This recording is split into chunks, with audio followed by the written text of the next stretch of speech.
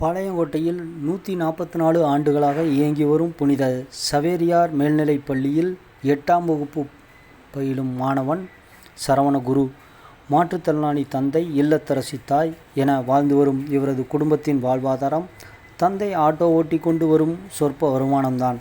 சரவணகுரு கடந்த சனிக்கிழமை பள்ளி முடிந்து தனியார் பேருந்தில் வீடு திரும்பிய போது அறிமுகம் இல்லாத சக பயணி தவறவிட்ட ரூபாய் 7,000ஐ அருகே உள்ள பெருமாள்புரம் காவல் நிலையத்தில் ஒப்படைத்த நேர்மையான செயலை பாராட்டும் விதமாக பள்ளியின் முன்னாள் மாணவரும் லயன்ஸ் பஸ் உரிமையாளரும் திருநெல்வேலி ரோட்டரி சங்க சேவை இயக்குநருமான ரமணி ஏற்பாட்டில் திருநெல்வேலி ரோட்டரி சங்க தலைவர் விஜய், இணைச் செயலாளர் திருஞான சம்பந்தம், உறுப்பினரும் அப்பள்ளியின் ஆசிரியருமான பால் கதிரவன், ரமணி ஆகியோர் மாணவரை பள்ளியில் நேரில் சந்தித்து பாராட்டினர்.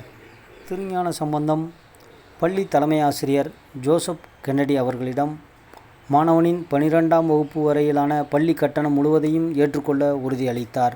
மேலும் ஆசிரியர் பால் கதிரவன் மாணவருக்கு புதிய பள்ளி சீருடைகள் வழங்கினார். சங்க உறுப்பினர் ராமையா சார்பாக தலைவர் விஜய் மாணவரின் குடும்பத்திற்கு 1 மாதத்திற்கான அரிசி, மளிகை சாமான்களை வழங்கினார்.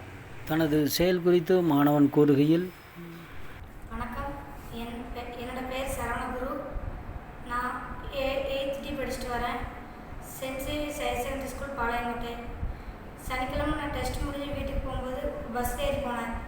பஸ்ஸு புது பஸ் ஸ்டாண்ட் வழியாக போச்சு. புது பஸ் ஸ்டாண்டில் எல்லோரும் இறங்கி போனாங்க. அப்போ நான் ஒரு சீட்டில் உட்காந்தேன். அந்த சீட்டில் ஒரு பர்ஸ் இருந்துச்சு. எனக்கு என்ன பண்ண தெரில. இந்த சின்ன பையன் சொல்லி யாராவது ஏமாற்றி